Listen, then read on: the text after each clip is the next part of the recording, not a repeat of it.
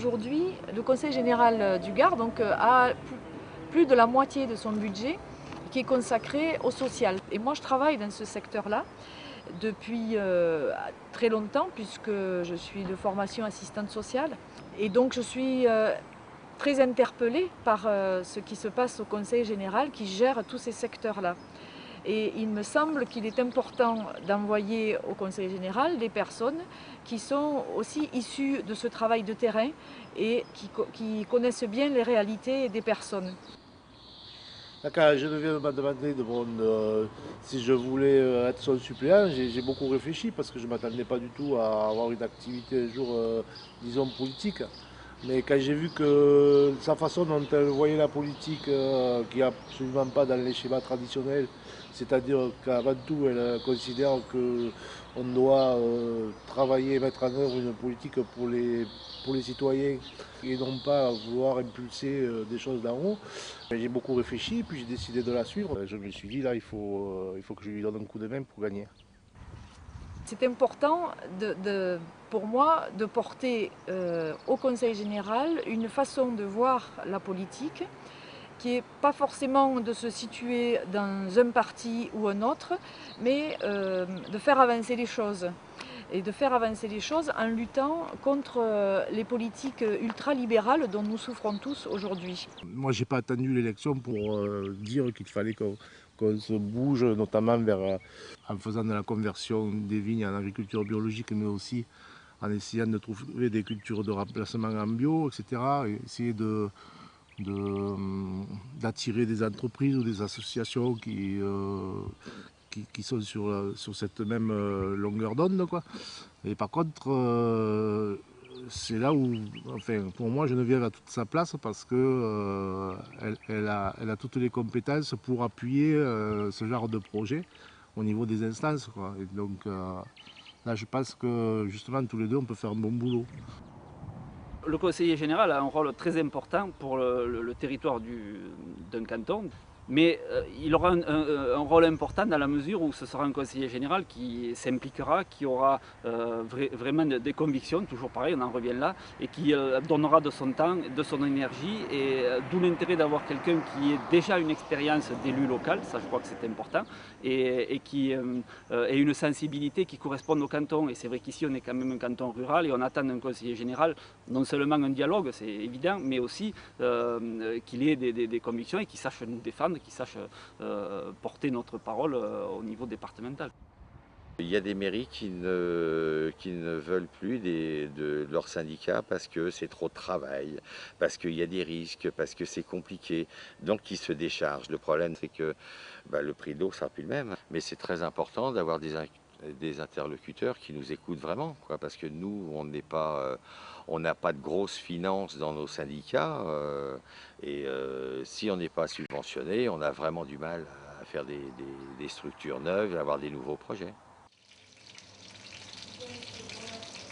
J'ai énormément d'amis restaurateurs et quand ils viennent, ils sont ravis de manger des fraises qui ont le goût de fraises, des tomates qui ont le goût de tomates quand même.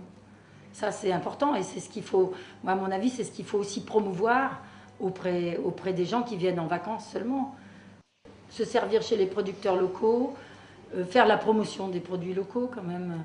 Des rencontres autour du vin, autour des fruits, autour des produits, les potiers, ça je trouve c'est passionnant puisque c'était l'histoire d'Anduze.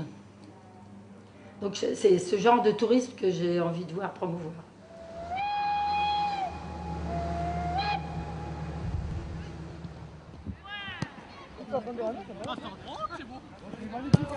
Il y a pas mal de jeunes qui seraient motivés à faire des choses mais qui sont un peu dégoûtés ou un peu qui sentent pas bien. Donc je pense qu'en mobilisant les jeunes, en les motivant et après ils se motiveront d'eux-mêmes si on les écoute, quoi.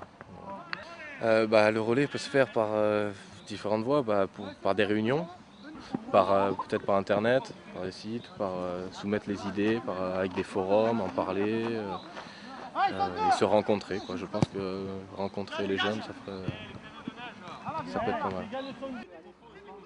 La région Languedoc-Roussillon a élaboré un schéma régional d'aménagement et de développement durable du territoire, où se découpent 3 zones, le Garaud-Dagnien, la métropolisation Alès-Nîmes et l'avant-pays. Pour nos communes, le choix est évident, c'est celui de se retrouver dans l'avant-pays. C'est celui du mode de ruralité qui est le plus proche du nôtre. C'est celui de la défense des services publics en milieu rural. C'est celui d'un nouveau modèle tourné autour du tourisme, de l'économie, de l'habitat. Un modèle alternatif, mais c'est notre ruralité à nous.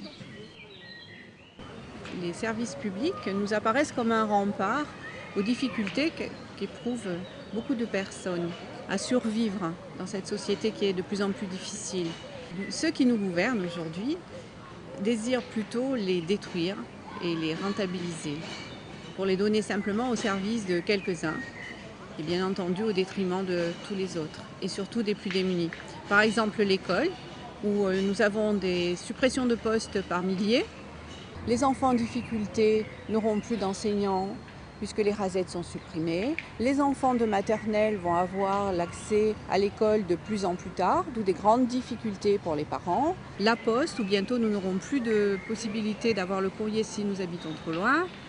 Les personnes âgées où les subventions sont de plus en plus difficiles à avoir pour les maisons de retraite et la liste pourrait être encore très longue dans les transports publics par exemple qui vont être de plus en plus chers parce que privatisés.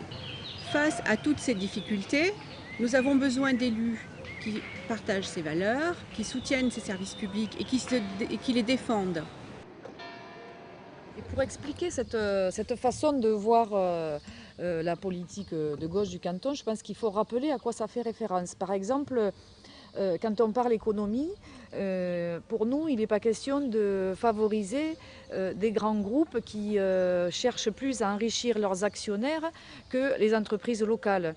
C'est ça, mener par exemple une politique économique locale de gauche en essayant constamment de relocaliser l'économie et de faire en sorte que celle qui est locale ne s'échappe pas et ne soit pas captive des capitaux, quoi. Quand tu parles de relocaliser l'économie, je crois que le projet RAP Puissance 3 qu'on est en train de développer avec entre les deux caves, la cave de Tornac et de Massergatuès, on est exactement dans le vif du sujet, quoi. Et j'espère bien que ce projet, si tu es élu, enfin nous sommes élus, on pourra le diffuser et l'élargir à tout le canton. Alors justement, tu dis tu et puis tu dis nous. Effectivement, je voudrais revenir là-dessus parce que c'est une candidate. C'est donc effectivement moi qui serai élue, qui irai siéger au Conseil général. Mais notre spécificité aussi de candidature, c'est que nous l'avons voulu depuis le départ la plus collective possible. Ça veut dire que derrière nous, il y a une équipe très importante. Vous avez dû l'apercevoir dans tout le canton. Et il y a aussi un suppléant qui compte plus que d'avoir sa photo sur l'affiche, puisque une fois élu, nous comptons continuer à travailler ensemble sur le canton, notamment, puisqu'effectivement, au Conseil général, c'est moi qui siégerai.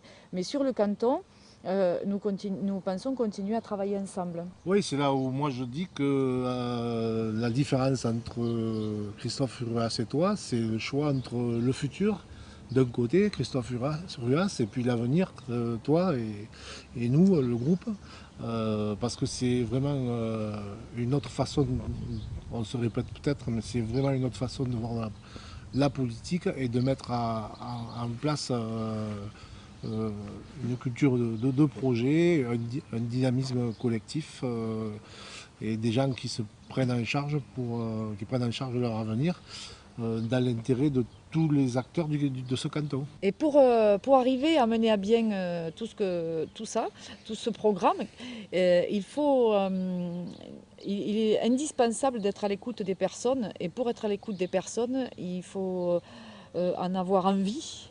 Il faut être à même d'aller à la rencontre de l'autre, même s'il est différent. Et c'est vrai que ça, c'est quelque chose dont nous avons tous les deux l'expérience et le goût. Donc je pense que ça peut être une expérience intéressante et riche pour le canton ces 5 prochaines années à venir.